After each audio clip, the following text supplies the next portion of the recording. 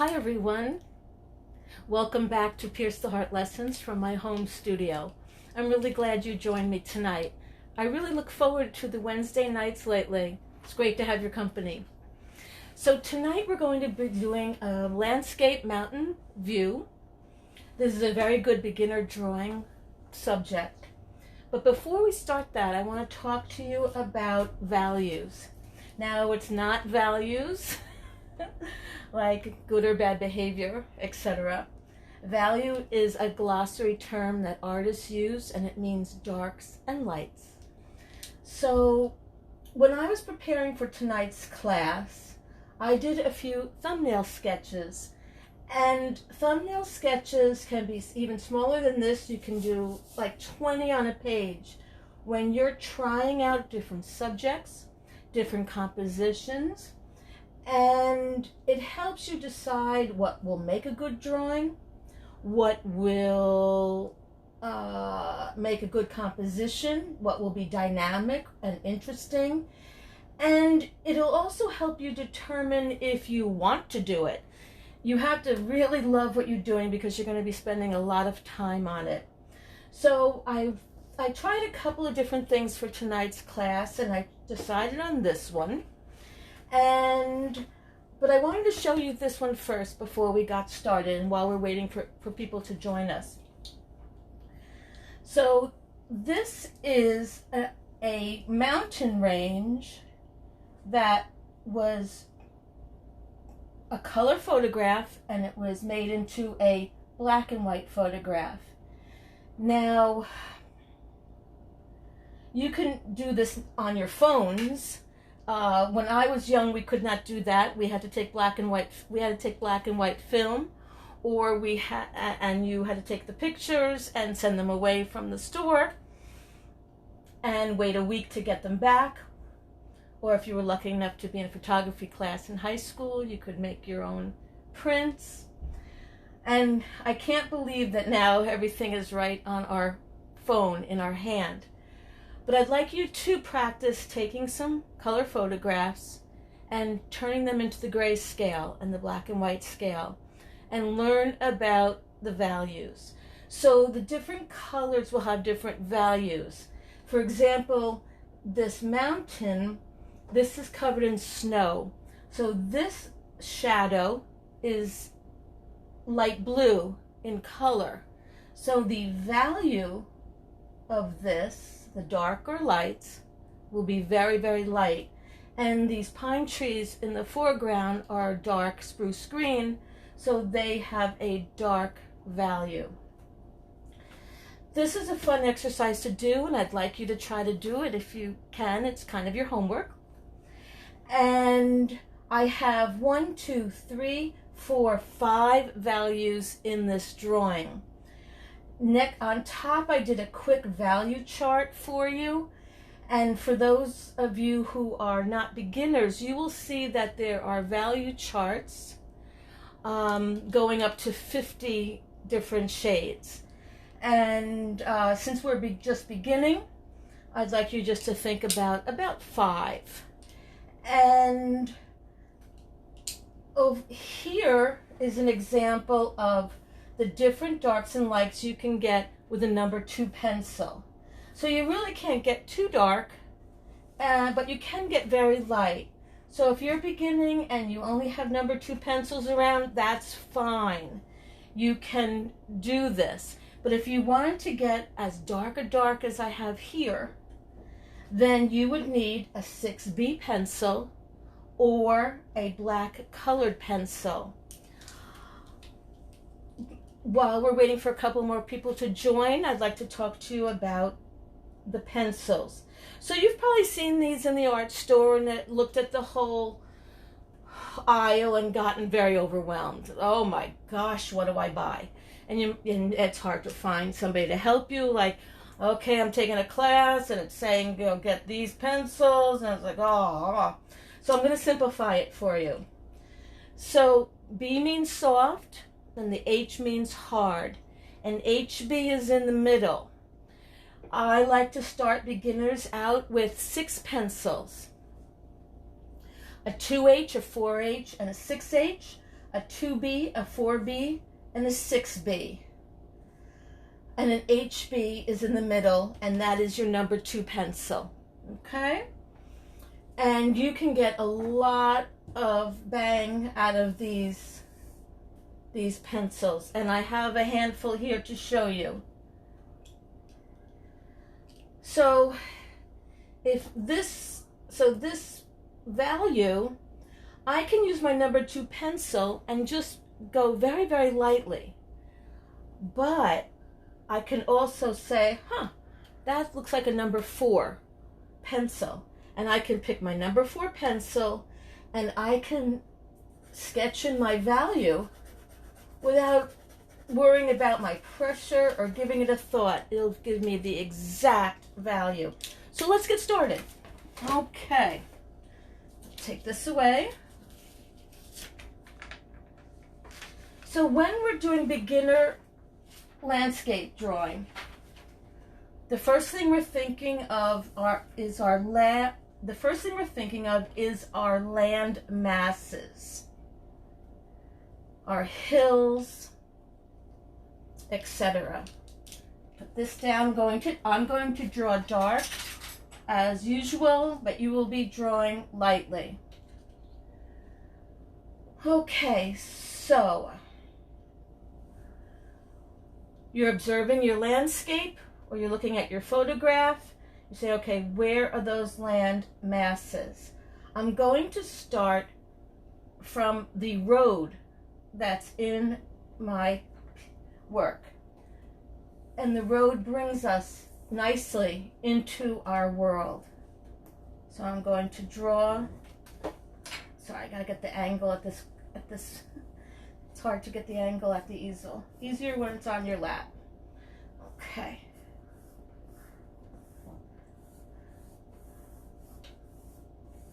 Let's get that shape in there. And my road curves a little bit.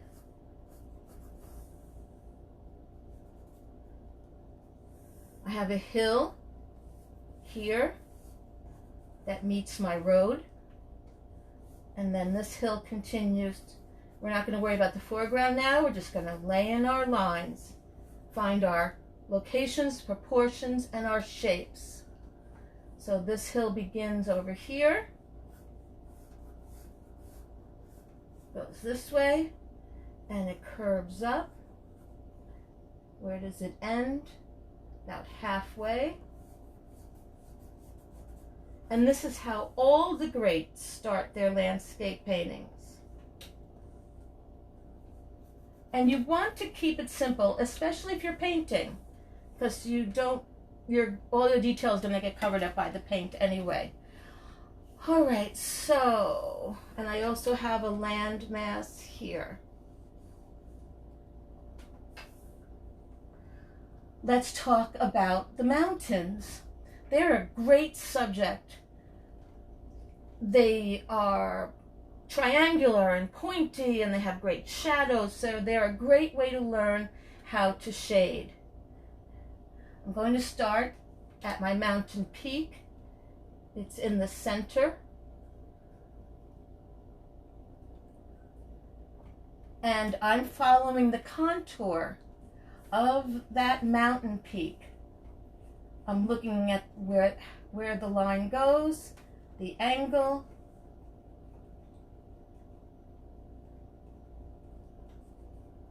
Now, when I'm coming down and I'm looking at the next mountain peak, where is it in relation to here?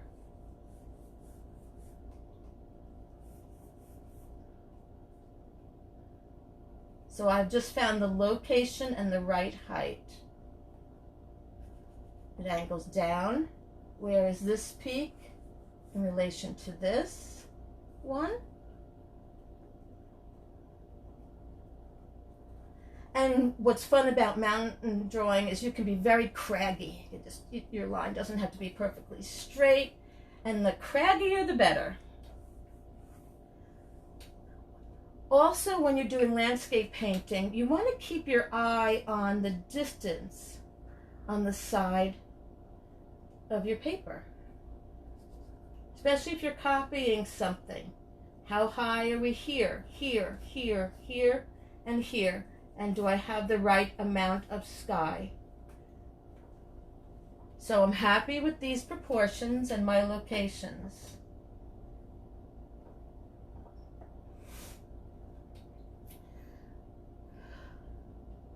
Next, we're going to draw in the line of our shadow mass, and that's this here.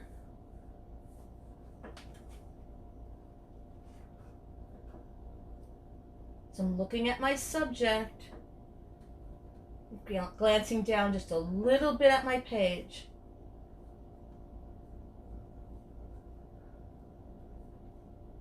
Let's travel from here over to here and see this point here. So our shadow line comes off of here. A little bit of a point, another little point, comes down, and where does it land? On this edge, right? Okay. I'm happy with that shadow. There is a little bit of light at the top of this mountain. And there. Alrighty, let's draw the lines of our pine trees that are in our foreground. How high, let's start with the tips of them. How high does this one come up? So it's above this landmass, and it's about this far away from our edge of our paper. And I'm going to just do very simple textured looking lines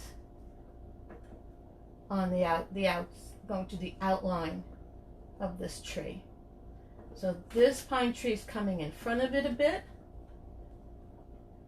We're going to leave this pine tree, go to the next one. So this tip is just above the road. Come down like this. Okay. We're looking also at our negative space, going up, and the tip of this pine tree is below the road. And you want to vary the sizes, or else your drawing will be a little too boring. Let's indicate that this one is in front of that one. Let's go over to this side. Okay. So here's our line here, the tip of our tree. It's a little bit in the background. So I'm going to do, also this is a tree that is less dense. So we're seeing a little bit of the trunk. Don't make your branches all symmetrical. They won't be the same on each side of the trunk all the time. Okay. I want to go over to this one. The tip of this one is right above that shadow line.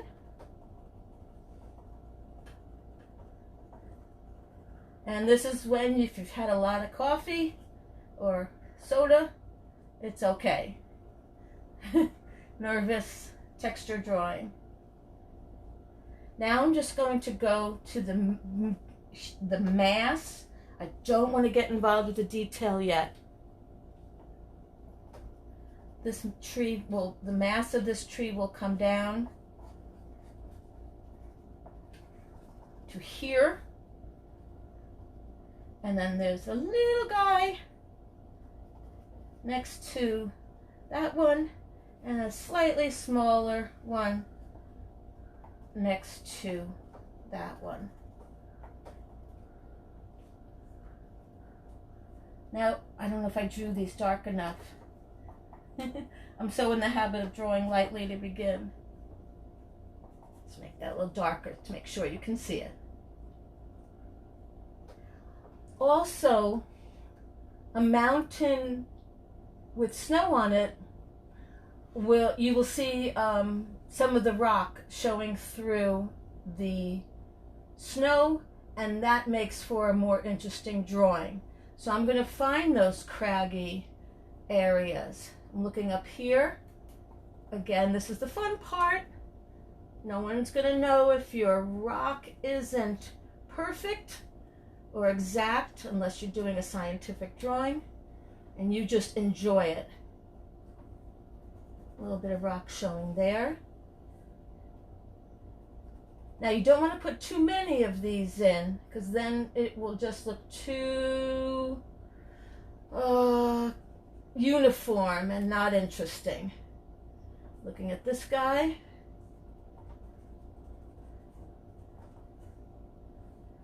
Looking at this gal down here. And to here. You'll notice here we have a line of trees that are way in the background. I'm going to put them in now. I'm going to find their location. Now, when doing a line of pine trees far away, you can just do very small lines, leaving some spaces, so it's not too uniform and that it's interesting.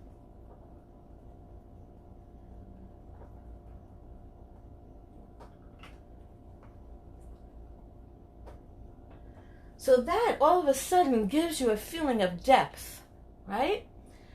And now we're going to talk a little bit about perspective. So there was a wonderful Sesame Street video, and I think it was Elmo, but I'm not sure. And they did near and far, and the puppet would go far back and go far, and then come up and go near. And that is the basic concept, right, for young children. So these are the trees that are here, but they're large in our foreground. They're very small here, and in our middle ground, they'll sort of be a middle size. This is a great tool to use to help you create a three-dimensional feel on a two-dimensional surface. You're creating an illusion. Alrighty. So I'm going to stop here. This is where you will continue, but your lines are light. And since I don't have time to lighten these lines, as you know, if you've been watching, I have one that I erased and made lighter earlier. So I can continue to teach you about the details and some tree techniques.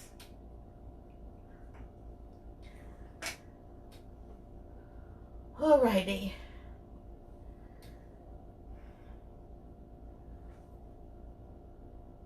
The first thing I'm going to do is I'm going to lay in my very light value of my light blue shadow on the mountain. Now again, you can do this with your number 2 pencil if you just very, very lightly touch the surface. If you go a little dark, I'm going to go a little darker than I want so I can show you something.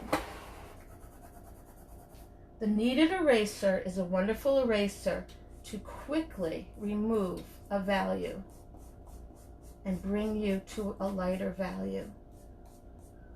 It's a great tool, great eraser to have.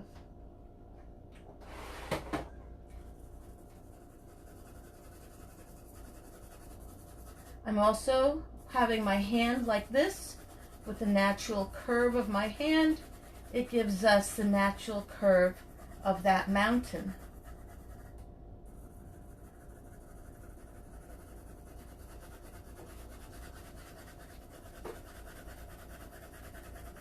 See how I'm drawing through the tree?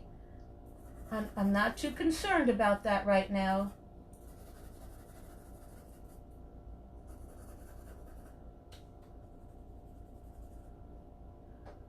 Let's put in our tree line.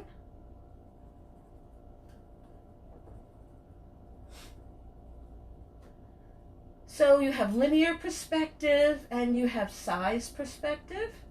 There's also an atmospheric perspective. If something's in mist or a lighter color in the distance, it helps you fool the eye and create distance on your page.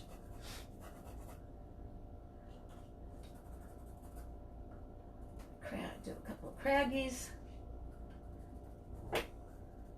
Well, you get the idea. So I'd like to go to the value in the road.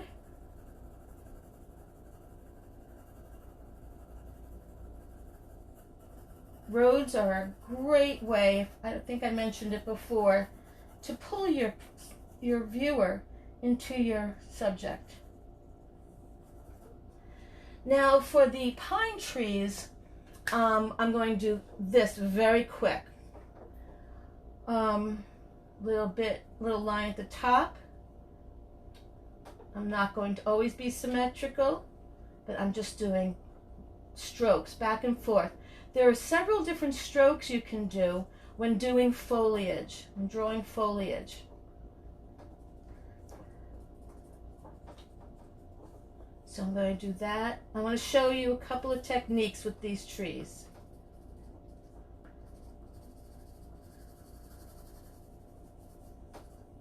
Right now I'm going to, because we're in more of the mass of the tree, it's a very full tree, I'm just going to do a medium value and get that sketched in.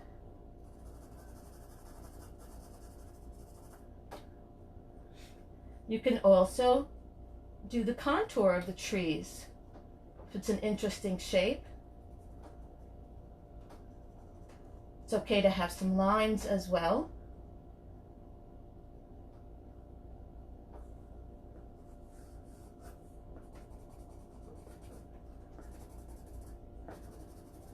I'm also going to do a circular stroke.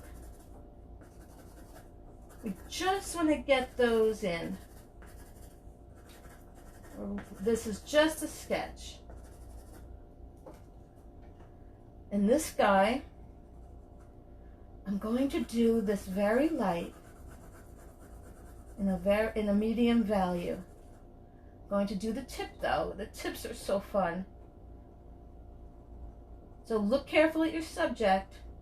One branch might come out this far, and over here this far. So I'm going to do sort of I'm going to do a wandering, craggly line. So it's a little different than my subject here, but I want to teach you different techniques for foliage.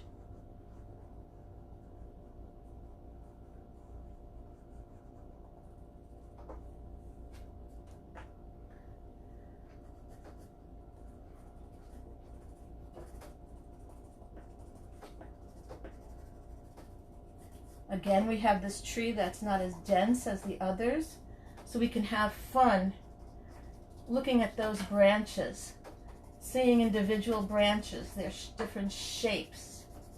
Could be very thin triangle, thick triangle. I'm going to go down to fill in the mass.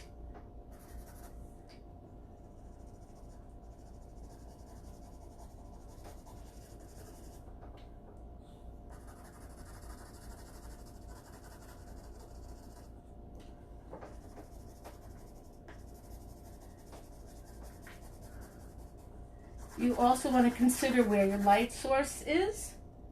Look at your subjects. Are your trees darker on the right-hand side if the sun is on the left?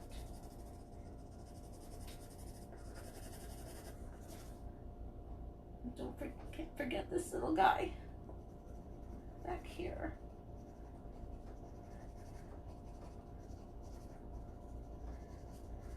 Now in my subject matter, I have a pine tree that's very close up, and I was able to draw the actual branches with snow on them. And this is something I will get into at a later date in a lesson about drawing trees. How to draw branches with snow on them. See here? So we'll get into that later.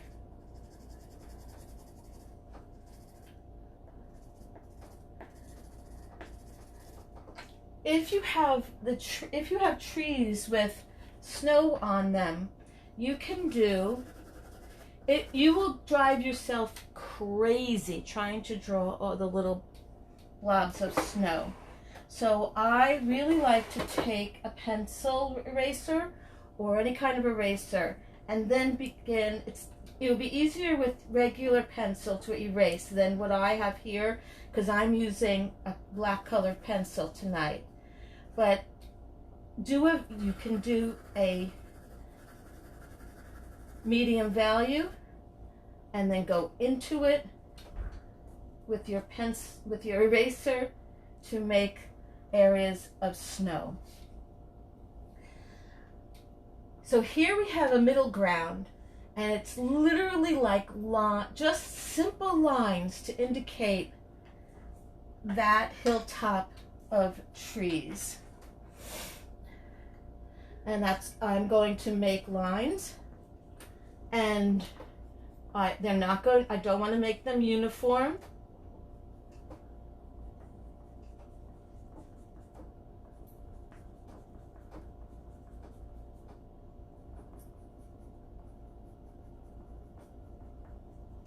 Make them a little smaller as they go in the distance.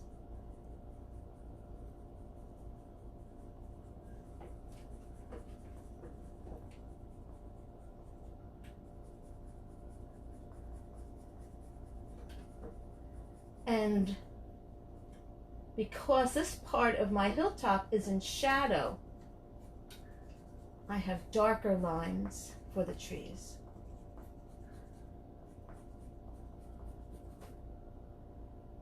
There's a little bit on this side.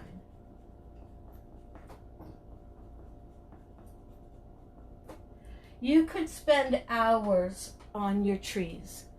They are such a fabulous subject.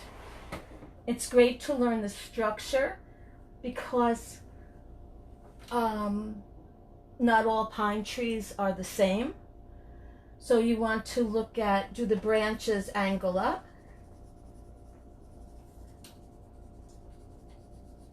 Do they more so go horizontally?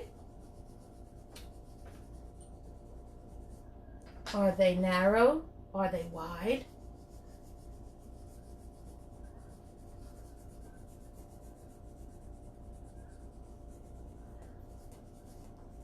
So right now I put in my medium value.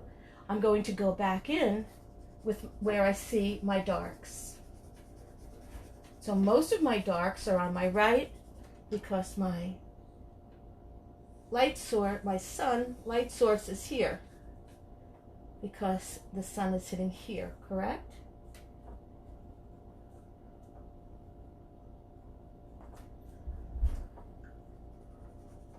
I'm holding my pencil on the side, just very loosely laying in. I'm squinting as well to see where are those lights and darks.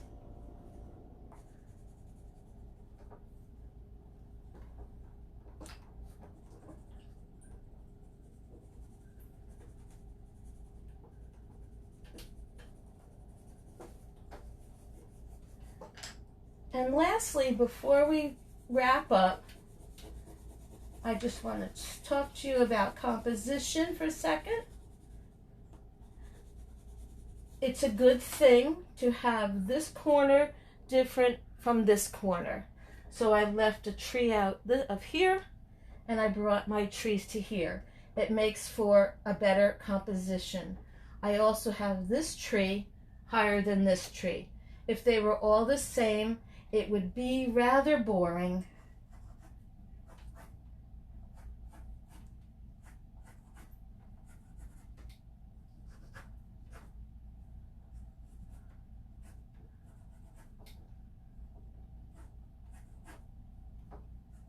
Make these darker to make sure you can see them. And lastly, we'll just put in another tree line over here. Leave a space so it's not too uniform.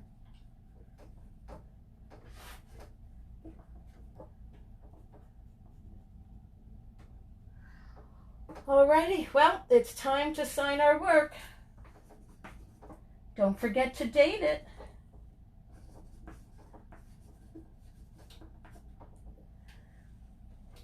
I'm so glad you joined me tonight, and I hope you enjoy doing landscapes. Get out there with sketchbooks. Look at those land masses. Just do simple lines to begin to understand how to translate the world onto your paper. I hope you have a very good week, and I'll see you next time. Bye-bye.